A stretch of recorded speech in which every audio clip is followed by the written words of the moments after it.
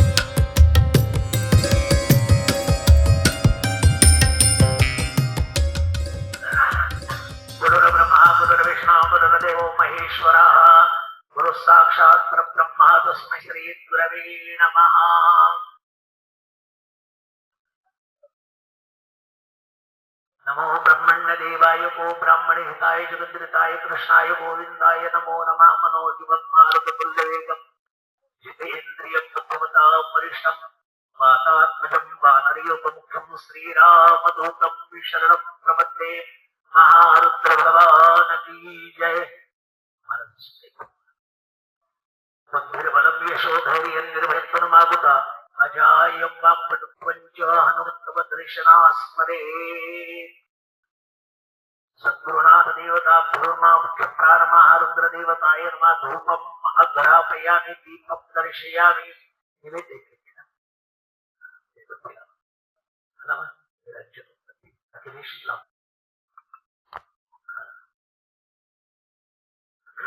मुख्य प्राणमः रुद्र देवताय नमः। गन्धाक्षरपुष्पं समर्पयामि। महारुद्र भगवान की जय। सद्गुरुनाथ महाराज की जय। प्रभु रामचंद्र भगवान की जय। रघुबर विमल जसु जोदायक फल बुद्धिहीन तनु जानिए सुमिरो पवन द्वार। बल बुद्धि विद्या देहु मोहि हरहु कलेश विकार। जय हनुमान ज्ञान गुण सागर जय कपीस तिहु लोक उजागर। रामदूत सुमित बल धामा अंजनी पुत्र पवन सुत नामा। महावीर विक्रम बजरंगी सुमति निवार सुमति के संगी। कंचन वरण विराज सुबेसा कारण कुंडल कुंड की। हाथ वज्र और ध्वजा विराजे कांधे मोज जनेऊ साजे। शंकर सुवन केसरी नंदन वेद प्रताप महाजगवंदन। विद्यावान गुणी अति चातुर राम काज करिबे को आतुर। प्रभु चरित्र सुनिबे को रसिया राम लखन सीता मन बसिया। सूक्ष्म रूप धरि सिंह दिखावा विकट रूप धरि लंक जरावा। धरि असुर धारे रामचंद्र के काज सवारे रायस जीवन लखन जियाए श्री रघुवीर हर शिवर लाए रघुपति भी बहुत भराई तुम प्रिय भरहि सम भाई सहस बदन तुम रवस गावे हस कहि श्रीपति कंठ लगावे सनकादिक ब्रह्मादि मुनीसा नारद सारद सहित अहिसा जब कुबेर दिक्पाल जहाते कवि कोविद कहि सके कहाते तुम उपकार सुग्रीव ही कीना राम मिलाय राजपद दीना तुम मंत्र विभीषण माना लंकेश्वर भय सब जग जाना युग सहस्र योजन पर भानु जोदाहि मधुर फल जानो प्रभु मुद्रिका मेरी मुख माही जलधि लांघ गए अजरज नाही दुर्गम काज जगत के जेते सुगम अनुग्रह तुम्हारे जेते राम दुआरे तुम रखवारे भोजन आज्ञा बिनु पैसारे सब सुख रहे तुम्हारी सरना तुम रक्षक काहू को डरना आपन तेज समारो आपे तीनों लोक हाथ दे कापे भूत पिशाच निकट नहीं आवे महावीर जावे नाचे रोग हरे सब पीरा जपत निरंतर हनुमत वीरा शंकर के हनुमान छुड़ावे मन क्रम वचन ध्यान जोड़ावे प्रभ पर राम तपस्वी राजा जिनके काज सकल तुम साजा और मनोरथ जो कोई लावे सोई अमित जीवन फल पावे चारों जुग पर ताप तुम्हारा है पर जगत उजियारा साधु संत के तुम रखवारे असुर निकंदन राम दुलारे अष्ट सिद्धि नवनि के दाता असबर दिन जानकी माता राम रसायन तुम्हारे पासा सदा रहो रघुपति के दासा तुम्हारो भजन राम को पावे जन्म जन्म के दुख बिसरावे अंत काल रघुबर पुर जाई जहाँ जन्म हरि भक्त सहाई और देवता चित्तन धरई हनुमत से सर्व सुख करई संकट कटे मिटे सब पीरा हनुमत बल वीरा जय जय जय हनुमान गुसाई कृपा करहु गुरुदेव की नाई जो सत बार पाठ कर कोई दूरहि बंद महासुख होई तो यह पढ़े हनुमान चालीसा होय सिद्धि साखी गौरीसा तुलसीदास सदा हरि चेरा जयनाथ हृदय मम देवा पवन तनय संकट हरण मंगल मूर्ति रूप राम लखन सीता सहित हृदय सुरभु सियावर राम की जय पवन सुत हनुमान की जय उमापति महादेव की जय। आज मी गुरुजींना विनंती करतो, परमपूज्यनीय गुरुवर्य उमेश महाराज टाकळीकर यांचे काही आशीर्वाद आपल्याला ऐकायचे आहेत। आज महान भाग्य आहे, त्यांचे सुपुत्र अवधूत टाकळीकर हे पण सुंदर कीर्तनकार आहेत। महाराजांचं तर कार्य फार मोठं आहे, त्यांच्याकडे गुरुकुळ आहे, अनेक विद्यार्थी त्यांच्या पाठशाळेतून बाहेर पडले आणि पूजनीय झाले। कारण विद्वान प्रशस्यते लोके विद्वान सर्वत्र पूज्यते विद्या लभते सर्व विद्या सर्वत्र पूज्यते। अनेक विद्यार्थी, हजारो विद्यार्थी तरी झाले असतील गुरुजी, हजारोच्या पुढे झाले असतील। खूप विद्यार्थी अनेक चांगल्या चांगल्या ठिकाणी झाले गेले, ते अभ्यास त्यांनी केला आणि या विद्यार्थ्यांचं कल्याण महाराजांनी केलं। पूजनीय झाले, ते अनेक क्षेत्रात अनेक ठिकाणी गेले आणि सुंदर कार्यरत आहे। हे सुंदर कार्य महाराजांचं गुरुकुल सुंदर त्या धनगर टाकळीला आहे। आमच्या अवधूत महाराजांचे सुद्धा कीर्तनाचे कार्यक्रम छान असतात, ते पण वैदिक आहेत। आज आपल्याला सुंदर लाभ आहे की महाराजांना मी विनंती करतो की आपण आशीर्वादात्मक या ठिकाणी बोलावं। मनोजवं मारुततुल्य वेगं जितेन्द्रियं बुद्धिमतां वरिष्ठं वातात्मजं वा नरयूथ मुख्यं श्रीरामदूतं शरणं प्रपद्ये। आज या ठिकाणी हा जो कार्यक्रम, या कार्यक्रमासाठी मला चिन्मयने आमंत्रण देण्याचा प्रयत्न केला। मला खरंच वाटलं की मी आज येऊ शकतो की नाही, की माझी अशी प्रकृती होती। मी त्याला परवा म्हणालो की मला तर काही शक्य दिसत नाहीये, तर अवधूत महाराजांना घेऊन जा। पण आज असा योग आला की माझी त्याचाही हट्ट आणि असा योग, तुमच्या सगळ्यांच्या भेटीचा माझा योग होता। मी पण आलो आणि बरोबर अवधूत महाराज पण आलेत. हा इथं आल्यानंतर हा परिसर किंवा आपला एकंदर आनंद उत्साह पाहून अतिशय आनंद झाला आणि या आनंदामध्ये मला सहभागी होण्याचं भाग्य मात्र चिन्मय चौधरीला मिळालं. कारण कसं असतं, भागवतकार कथाकार सांगतात की भागवत जो आयोजन करतो त्याला तर पुण्य मिळतं, पण जे आयोजन केल्यानंतर अनेक जणांना जो निरोप देतो की तुम्ही भागवत कथेला या, भागवत कथेला या, असं ज्यांना सांगतो, जितक्या लोकांना सांगतो तितक्यांचं पुण्य त्याला मिळत असतं.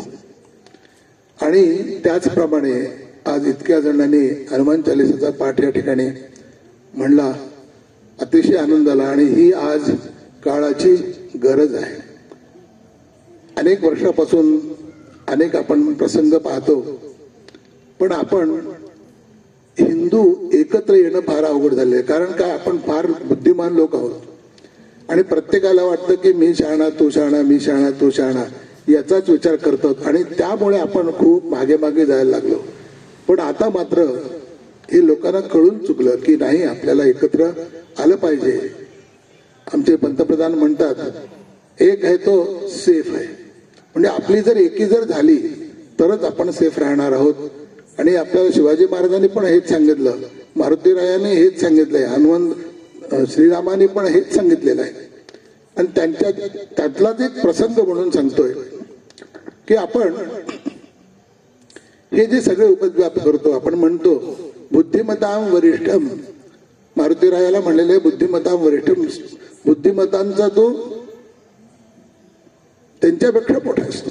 सगळ्यांचा बुद्धी देणारा तू आहेस म्हणा, किंवा सगळ्यांच्या पेक्षा श्रेष्ठ बुद्धी असणारा तू आहेस, बुद्धिमतां वरिष्ठम म्हणलं. त्याचं कारण असं आहे, आपण राजकारण पाहतो किंवा कोणतीही संस्था चालवायची म्हणलं की अनेक लोकांची मतं सांभाळावी लागतात, मनं सांभाळावी लागतात आणि ती मनं सांभाळली तरच संस्था कोणतीही चालते, नाहीतर एक एक एक एक कमी व्हायला लागतो. असाच प्रसंग आपण राजकारणी लोकांच्याकडे पण पाहतो किंवा कोणी अधिकारी म्हणत असतो, त्याला अनेकांची मतं सांभाळावी लागतात, नाहीतर बिघडायला लागतं. तसंच एकदा रामराज्यामध्ये असाच एक प्रसंग आला होता. कारण प्रत्येक ठिकाणी रामाची पूजा किंवा रामाने अमुक गल्लीमध्ये रामाने फिरलं पाहिजे, अमुक राज्याचा कारभार रामानेच पाहायला पाहिजे, त्यांनीच पाहायला पाहिजे, त्यांनीच पाहायला पाहिजे. पण शेवटी असा विषय झाला की नारदांच्या डोक्यामध्ये हा विचार आला की एकटे राम कुठे कुठे पुरतील, पण त्यांनी काहीतरी अशी व्यवस्था केली पाहिजे आणि त्यांचे काहीतरी शिष्य बनले पाहिजेत, किंवा त्यांचं महत्व, त्यांचं रामप्रभू स्वतःच्या रामप्रभूंच्या महात्म्यापेक्षा त्यांच्या नामाचा सुद्धा किती महात्म्य आहे हे लोकांना कळायला पाहिजे. आपण म्हणतो एखाद्या अमुक व्यक्ती येणार आहेत म्हणले की थोडीशी गर्दी होती, त्या व्यक्तीचं वैशिष्ट्य असतं.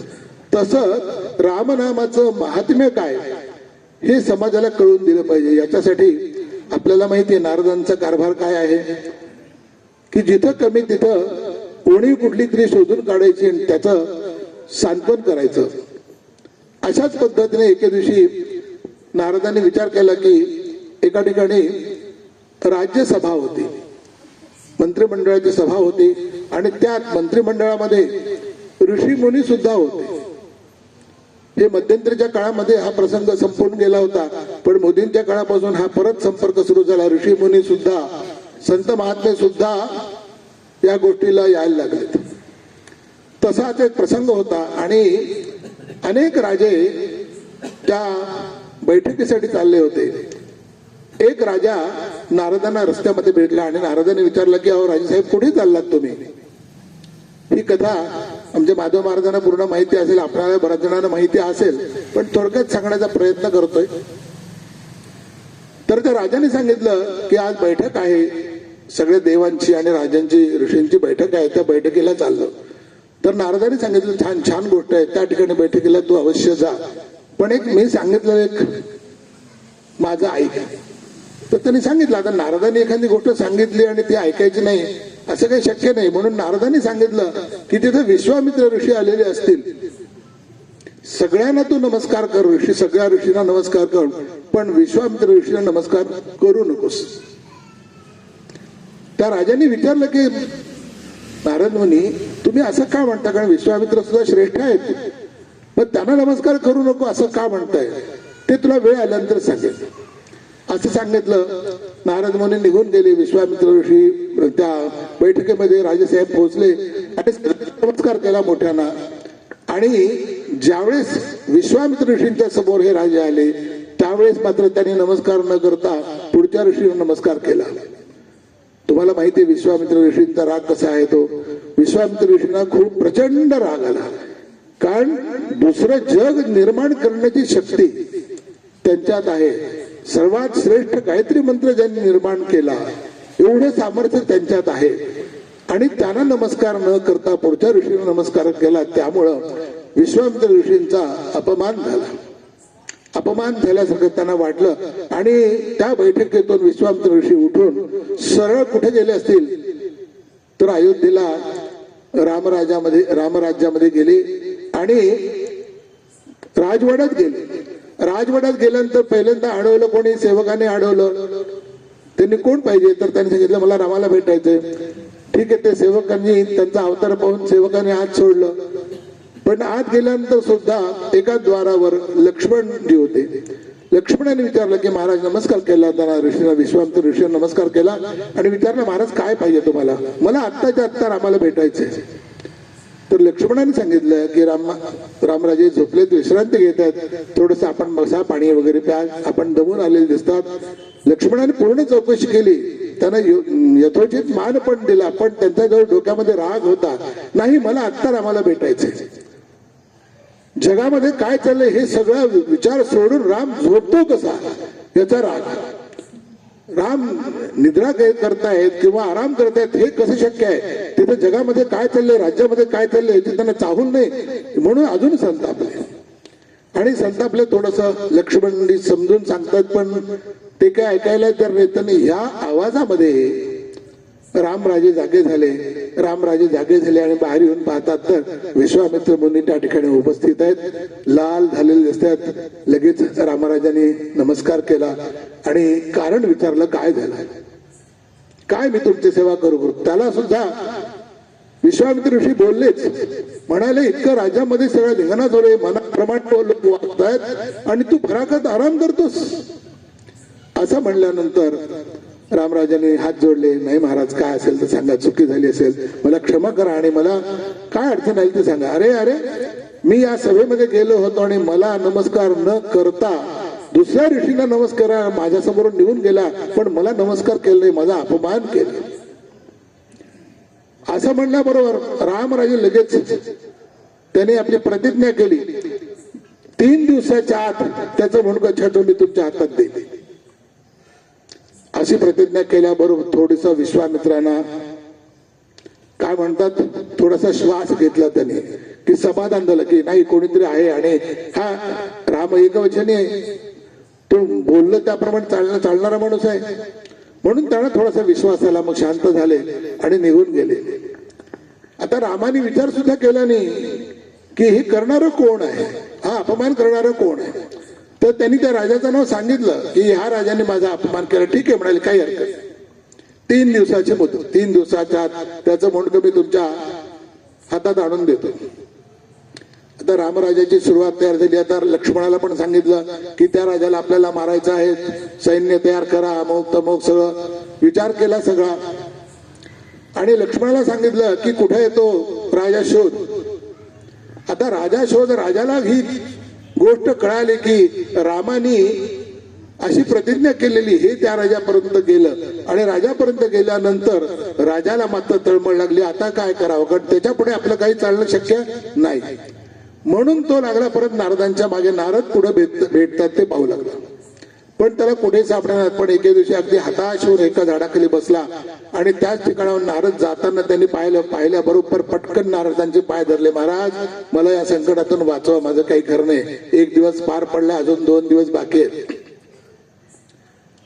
नारद म्हणाले, मी यावर काही करत नाही, मला सांगायचं काम केलं मी, मला जेवढं कळालं तेवढं मी सांगितलं, पण याच्या पुढे काय करायचं मी सांगू शकत नाही. तरी पण मला काहीतरी सांगा, मला काहीतरी उपाय सांगा. म्हणून त्यांनी सांगितलं की आता तुला एक गोष्ट करायची आहे की तुला याच्यातून जर वाचायचं असेल तर तुला वाचवू शकेल तर ती हनुमानजींची माता अंजनी ती तुला यातून वाचू शकेल.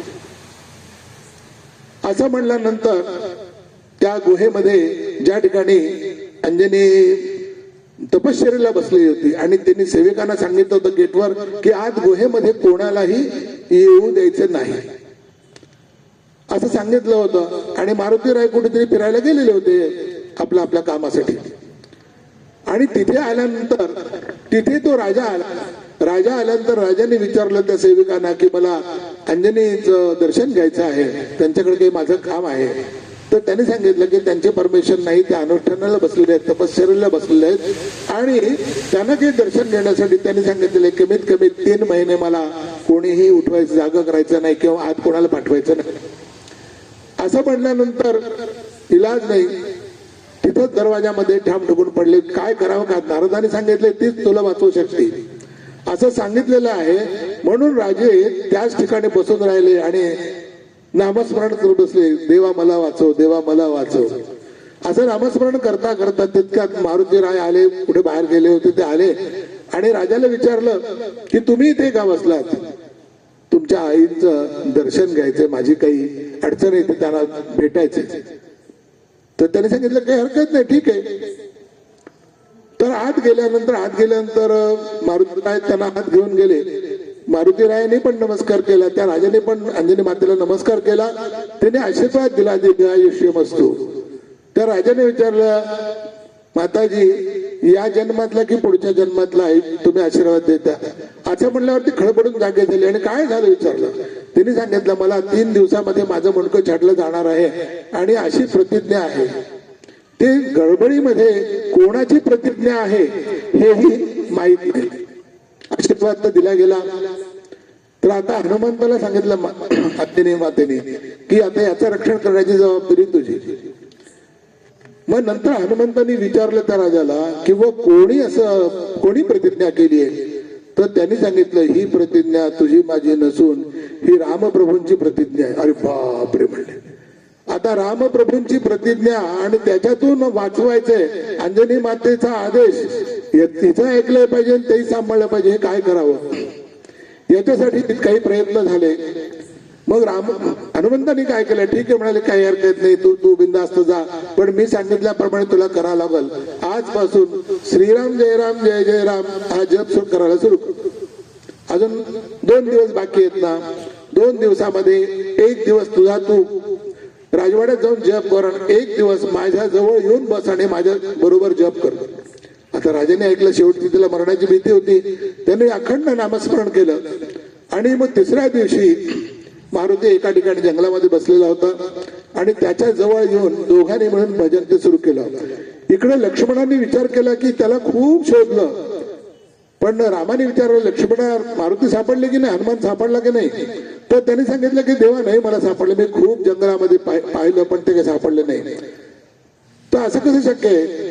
तर लक्ष्मणजी म्हणाले, रामा तुम्हाला माहिती मारुती कुठे, मारुतीला माहिती राम कुठे, तर तुम्हाला दोघांना माहिती असते, त्यामुळे मी शोधून पाहिलं. पण शेवटी सगळ्यांनी ते युद्ध साहित्य सगळं घेऊन आपले काही सैन्य घेऊन शोधायला निघाले आणि एका ठिकाणी हनुमानजी आणि हे राजे दोघे तिथं श्रीराम जय राम जय जय राम, श्रीराम जय राम जय जय राम जप चाललेला आहे. आणि श्रीराम जय राम जय जय राम जप चालू आहे हे पाहिल्यानंतर प्रत्यक्ष रामप्रभू सुद्धा त्या नामस्मरणामध्ये मग्न झाले. ते पण ते नाचायला लागले, श्रीराम जय राम जय जय राम. नामस्मरणाचं महात्म्य काय आता बघा. आणि हे सगळं असताना मारुतीराय डोळे लावून बसलेले आहेत, त्यांचे शेजारी ते राजे बसलेले आहेत आणि दोघांचं नामस्मरण चालू आहे. रामप्रभू आलेले आहेत, लक्ष्मण हे सगळेजण पाहतायत. लक्ष्मणाने विचारलं, आता रामाला सांगितलं की समोरच आता आहे ना हनुमान, काय करायचं ते बघा आता. पण त्यांचं लक्ष विचलित झालं आणि ते त्या रामनामामध्येच भजनामध्येच लीन झाले. काय करावं आता? आणि त्याच्या समोर बसून परत भजन सुरू झालं. शेवटी काय केलं, रामाने आपला हात मारुतीच्या डोक्यावर ठेवला. आणि कारण दोघांचा देह वेगळा जरी असला तरी आत्मा एकच आहे अशी अवस्था होती दोघांची. आणि त्याला आशीर्वाद देण्यासाठी डोक्यावर हात ठेवला आणि नामामध्ये मग्न झाले. भजन चालू आहे. मारुतीरायाने काय केलं, हळूच आपलं डोकं बाजूला केलं आणि त्या राजाचं डोकं समोर केलं आणि तो हात बरोबर त्या राजाच्या डोक्यावर गेला. राजाच्या डोक्यावर गेल्यानंतर राजाला आशीर्वाद पण दिला.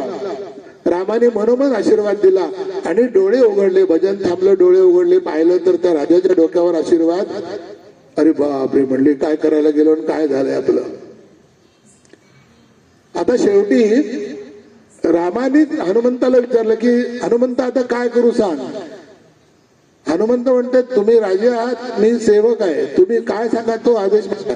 तुम्ही जर याला मारणार असाल तर मारू शकता, पण तुम्ही याला आशीर्वाद दिलेला आहे त्यामुळे तसं तुम्ही एकवचनी आहात हे मला मान्य आहे. पण नामस्मरणामध्ये तुम्ही दंग झालात ही माझी चूक नाही, माझी सेवा मी सेवा करतो. त्या नामस्मरणात रामाचं महत्व काय मला माहिती आहे आणि हे महत्व पटवून द्यायचं होतं. कारण प्रत्येक ठिकाणी आजही आपण पाहतो ज्या ठिकाणी नामस्मरण चालतं त्या ठिकाणी प्रत्यक्ष प्रभूचा वास असतो. आपण म्हणतो ज्या ठिकाणी रामायणाची कथा चालू असती त्या ठिकाणी हनुमान आल्याशिवाय राहतच नाहीत, कोणती विघ्न येतच नाहीत. हे आजही आपण लक्षात आणि आज अनुभव घेतला. आज आपण ह्या हनुमान चालीसाचा पाठ करत असताना सगळ्यांची तंद्री लागलेली होती, सगळे आपलं घर दार सगळं विसरून एक चित्त होऊन करू लागले. नामस्मरणाचं महत्व आहे आणि हे नामस्मरणाचं महत्व प्रत्यक्षात प्रकृतीने जरी तिथे जरी नाही गेला तरी रामाचं नामस्मरण जरी केलं आपण कुठे जरी. म्हणून आता आपण रामरक्षा म्हणली, आपदाम अपहर्तारम दातारम सर्व संपदाम लोकाभिरामम श्रीरामम भूयो भूयो नमाम्यहम. आपण कोणाही जरी संकटात जरी असलो तरी आपण जर त्याचं स्मरण केलं तर आपली आपदा नक्की निश्चितपणे संपून जाते. आपल्यावर कोणतेही संकट येत नाही. आपण एखाद्या वेळेस कुठे आपलं अनेक ठिकाणी आपल्याला संकट येतात. गाडीमध्ये बसलेले असताना काहीतरी अशी गोष्ट होती किंवा प्रवासामध्ये अनेक गोष्टी येतात. तिथे जर आपण प्रभूचं रामचंद्राचं स्मरण केलं, हनुमंतरायाचं स्मरण केलं तर आपली संकट निश्चित दूर होतात. एवढंच या ठिकाणी तुम्ही जो कार्यक्रम आयोजित केला मला या ठिकाणी बोलवलं. मी पाहिलं तर तुम्हाला माहिती असेल मी वैदिक आहे, वेदमंत्र म्हणायचं माझं काम आहे, भाषण करायचं किंवा व्याख्यान करायचं माझं काम नाही. त्यासाठी आता निरगुडकर शास्त्री हे सगळे मोठमोठे एकापेक्षा बोलणारे आहेत, पण माझ्यावर जबाबदारी का दिली मलाच कळालं नाही. पण काय मोठ्या लोकांचं काही ऐकलं पाहिजे आणि समाजाचं काही आपण देणं लागतो. आपल्याला ज्या काही गोष्टी कळतात कळाल्या आजपर्यंतचा अनुभव. मी आज 45 वर्ष झाले मी वेदाचं अध्यापन करतोय, पण जसा होतो तसाच आहे. माझ्यात काही बदल झाला, फक्त दाढी वाढली किंवा पांढरे केस तेवढाच बदल झाला, पण जो अजूनही मी बालवयी खेळी रमवलो असंच अशा पद्धतीतच आहे. आणि तुम्ही या ठिकाणी मला बोलवलं. आत्ताच मध्यंतरी आमच्या इथे खूप मोठा कार्यक्रम झाला. साधारणतः 2 जानेवारी ते 14 जानेवारी चौधरी कुटुंब इथं आमच्याकडे भागवताला यजमान म्हणून होते मोहनराव चौधरी. त्याने हा अनुभव घेतला. आपणही कोणी आलेला असालच. साधारणतः या 12 दिवसाच्या कालावधीमध्ये कमीत कमी 2 ते 3 लाख लोक कमीत कमी येऊन गेले असतील आणि या सर्वांनी महाप्रसादाचा अनुभव घेतला. त्यात अनेक मोठे कार्यक्रम कीर्तन होते.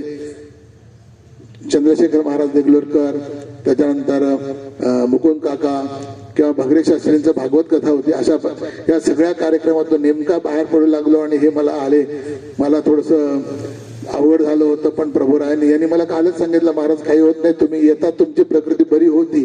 हा विश्वास त्याच दिवशी त्यांनी दिला होता. म्हणून प्रभुरावांनी सुद्धा मला आज इथे येण्यासाठी शक्ती दिली आणि काहीतरी बोलू शकलो.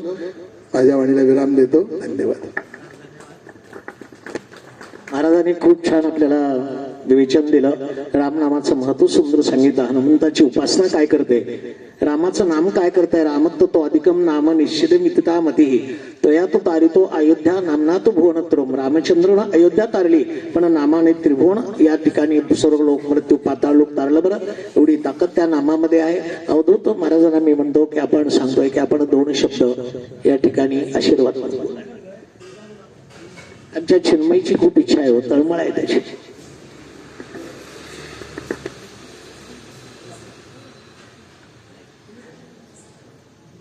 महाराजांच्या समोर मी काही बोलावं एवढी पात्रता नाही, त्याच्यानंतर आपण काही बोलावं असं काही राहत नाही. पण तरी सुद्धा त्याच विषयाला त्यांच्याच आज्ञेने धरून पुढे एक दृष्टांत फक्त देतो, फार काही प्रवचन म्हणून बोलत नाही. या संदर्भाने या निमित्ताने एक लागू पडणारा एक दृष्टांत म्हणून या ठिकाणी देतो. या नामाच्या शक्ती, नामात शक्ती जितुकी अघसंहराया, पाप्यान शक्ती तितुकी अघते कराया. या नामामध्ये शक्ती एवढी आहे की पाप्याने, एखाद्या कितीही मोठ्या पाप्याने, महापापी माणसाने ठरवलं की नामाने जळू शकणारच नाही असं पाप मी करून दाखवेन, तरी सुद्धा त्याच्या ठिकाणी ते सामर्थ्य नाही की जे पाप नामाने धुवून निघणार नाही, नष्ट होणार नाही, असं पाप तो करू शकेल. असं रचना अनेक सुभाषितकारांनी रचली. आणि या नामामध्ये काय मजा आहे, आपण नाम सहज घेतलं काय आणि जाणून बुजून घेतलं काय, किंवा नामाचा उच्चार मुखातून झाला की त्याचा परिणाम व्हायचा तो होतो. एक दृष्टांत फक्त बघूया की व्यवहारामध्ये सुद्धा आपण घरातली जी नावं ठेवतो मुलांची वगैरे, किंवा आपल्या सद्गुरूंच्या नावावरून असेल, भगवंताच्या नावावरून असेल, जेणेकरून अजामेळाची कथा आपण भागवतात पाहिलेली आहे की नारायण नाव ठेवलं आणि एवढा अजामेळ पापी असून सुद्धा तो उद्धरून गेला. या नामामध्ये शक्ती एवढी आहे की व्यावहारिक नावामध्ये जरी थोडा बदल झाला तरी सुद्धा खूप मोठे बदल आपल्या संसारात, प्रपंचात घडतात. एक दृष्टांत फक्त बोलतो 5 मिनिटात की एकदा एक शेतकरी कुटुंब होतं. साधं व्यावहारिक नाव बदलल्यानंतर काय फरक पडतो किंवा काय बदल होतो, आधी व्यावहारिक नामाबद्दल बघूया. की शेतकरी कुटुंब आहे, लग्न झाली, बरीच वर्ष झाली, मूलबाळ नाही, घरामध्ये, संसारामध्ये, प्रपंचामध्ये काही नाविन्य नाही. काय आपल्याला प्रत्येकाला काहीतरी नाविन्य सतत असावं लागतं, काहीतरी चेंज असावा लागतो. थोडंसं चेंज म्हणून फिरायला जावं, काही जण चेंज म्हणून आजकाल कुंभमेळ्यात पण चेंज म्हणून चाललेत असं. पण काहीतरी आयुष्यामध्ये बदल पाहिजे असतो, काहीतरी वेगळं पाहिजे असतं. पण यांनी विचार केला, मूलबाळ होत नाही, प्रपंचामध्ये सुख वगैरे काही अजून दिसत नाही काहीतरी. पण काय त्यांचा एक स्वभाव होता की दुःखी नाही राहायचं, काहीतरी उपाय शोधायचा आणि आनंदी राहायचं. हे त्यांच्या जोडप्याचं जणू मूळ मंत्रच होता. आणि त्यांचं साधक शेतकरी कुटुंब आहे, शेतामध्ये जायचं, राबायचं दिवसभर, बैल जोडी होती, घरी यायचं, पुन्हा जेवण खाण करून दोघांनी गोड गोड गप्पा मारायच्या, छानपणे आनंदात दिवस चाललेत. असे दिवस जात असताना एके दिवशी त्या शेतकऱ्याच्या मनात आलं की काहीतरी आयुष्यामध्ये ट्विस्ट पाहिजे, काहीतरी वेगळं पाहिजे, चेंज पाहिजे काहीतरी. म्हणून त्याने एके दिवशी बायकोला म्हणाला की अगं आपण एक काम करूया. म्हणजे काय, आपण एक काम करूया, थोडीशी काहीतरी गंमत आपल्या प्रपंचात व्हावी, काहीतरी वेगळं व्हावं, म्हणून आपण नावं बदलून टाकूया एकमेकांची. ते म्हणे हे काय वय काय नावं बदलायचं, बारसं झालं लहानपणी, आयुष्यभर लोकांनी नावं ठेवायची, ती ठेवूनही झाली, आता पुन्हा कशाला नाव ठेवायचं. नाही नाही, आपण थोडीशी गंमत म्हणून नाव बदलूया एकमेकांचं. म्हणजे काय नाव बदलायचं, आपल्याला आवडेल ते नाव ठेवायचं, त्यातल्या त्यात काय नाव ठेवायचं. हा, त्यांनी सांगितलं जो पदार्थ आपल्याला आवडतो ते नाव आपण ठेवूयात. म्हणे मला लाडू फार आवडतो, माझं नाव लाडू. ती म्हणाली मग मला जिलबी फार आवडते, माझं नाव जिलबी. एकाचं नाव झालं लाडू, एकाचं नाव झालं जिलबी. आणि त्यांच्याकडे म्हणजे आता नाव घेऊन बोलवायचे अजून 2 प्राणी होते, एक बैल जोडी होती त्यांच्याकडे. त्या बैल जोडी मधले जी जोडी होती त्या जोडी मधला एक पहिला बैल दगावला म्हणून नवीन एक आणलेला होता. म्हणून त्या नवीन आलेल्या बैलाचं नाव ठेवलं पावणा. आणि एक जुना जो बैल होता, जरा खोडेल होता, त्याला चाबूक मारल्याशिवाय तो कामच करायचं नाही, म्हणून त्याचं नाव चाबूक ठेवलं. म्हणजे नावं काय झाले, लाडू, जिलबी, पावणा आणि चाबूक, ही नावं झाली. आणि ही नावं झाली, सगळेजण अगदी छान सुखात. आणि कट्टर ठरलं बरं का, अगदी पक्क ठरलं की या नावाशिवाय वेगळ्या नावानं हाक मारायची नाही, अगदी हेच नाव वापरायचं. नावातली शक्ती सांगतो बरं का आता व्यावहारिक आधी. आणि हे असं छान चालू आहे अगदी. तो रोज सकाळी लाडू उठतोय, जिलबीला टाटा करतोय, लाडू उठून शेतामध्ये चाललाय, चाबकाला आणि पाहुण्याला घेऊन काम करतोय. थोड्या वेळाने जिलबी शिदोरी घेऊन यायला लागली, मग लाडू आणि जिलबी झाडाखाली बसून शिदोरी, ऐकायला किती गोड वाटतं, तोंडाला पाणी सुटेल एकादशी. पण लाडू आणि जिलबी मस्त झाडाखाली बसून शिदोरी खातायत, मजा करतायत, आनंदात दिवस चालू आहेत. आणि हे सगळं चालू आहे.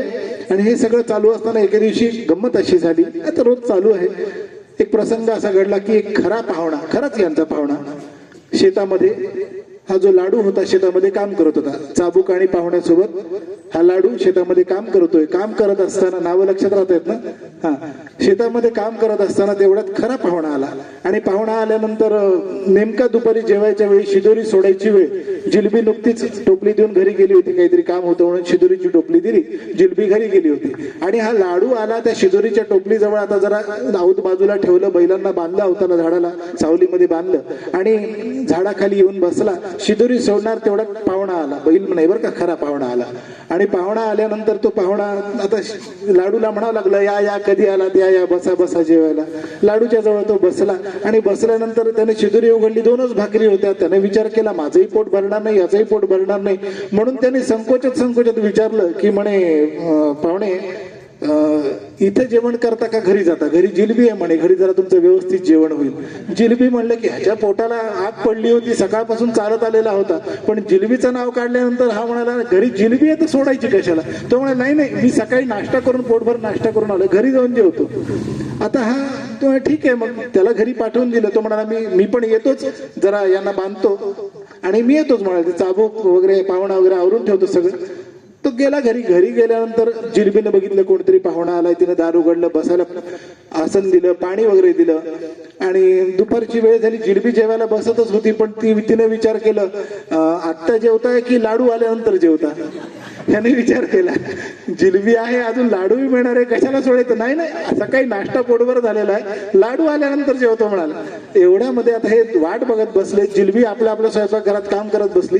तेवढ्या शेतातला जो पाहुणा होता तो दोरी तुटून सुटला आणि पळत सुटला. तो पळत आला घराकडे आणि मागून तो लाडू धाव पाठलाग करत आला आणि बाहेरूनच ओरडायला लागला, अगं जिलबी. म्हणे काय झालं? पाहुणा आला काय घरी? म्हणे आलाय. त्याला बांधून ठेव, आत्ता चाबूक घेऊन येतो म्हणे. त्याला बांधून ठेव, मी आत्ता चाबूक घेऊन येतो. असं म्हणल्यानंतर त्या पाहुण्याचं पुढे काय झालं ते आपल्याला काही विचार करायची गरज नाही. दृष्टांत संपला, पुढे अजून भरपूर दृष्टांत लांबतो, पण आपल्या वेळेची मर्यादा आहे, बरंच गोंधळ होऊ शकतात.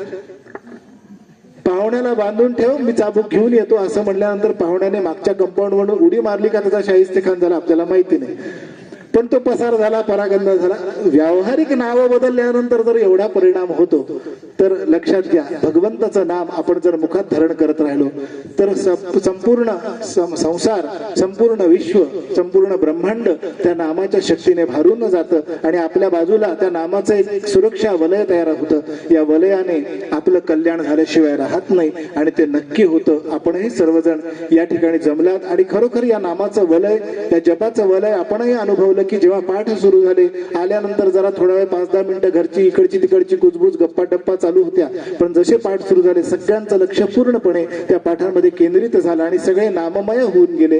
हा नामाचा प्रभाव आहे, याचा आनंद आपल्याला मिळत राहील. आणि हनुमंताची सेवा, या हनुमान चालीसाचे पाठ या कलियुगामध्ये आपल्यावर होणारे अनेक प्रकारचे दुष्ट प्रयोग असतील किंवा वाईट शक्तींचे प्रभाव असतील, या सगळ्यातून तरण्यासाठी, शनीची पीडा असेल, या सगळ्यातून तरण्यासाठी हनुमंताच्या उपासनेचं विशेष महत्व या कलियुगात सांगितलेलं आहे. आणि या महत्वाच्या सांगितलेल्या उपायामध्ये, या मार्गामध्ये आपण सर्वजण आहात. तेव्हा हनुमंत भगवान, प्रभू महारुद्र भगवान आपल्या सर्वांवर आपली कृपादृष्टी करून आपल्याला सर्व संकटांपासून दूर ठेवत अशी प्रार्थना मग भगवंताच्या चरणी करू आणि वाणीला विराम देतो. शेवटची एक फक्त रामाची प्रार्थना म्हणूया आणि ती प्रार्थना म्हणून आपण या ठिकाणी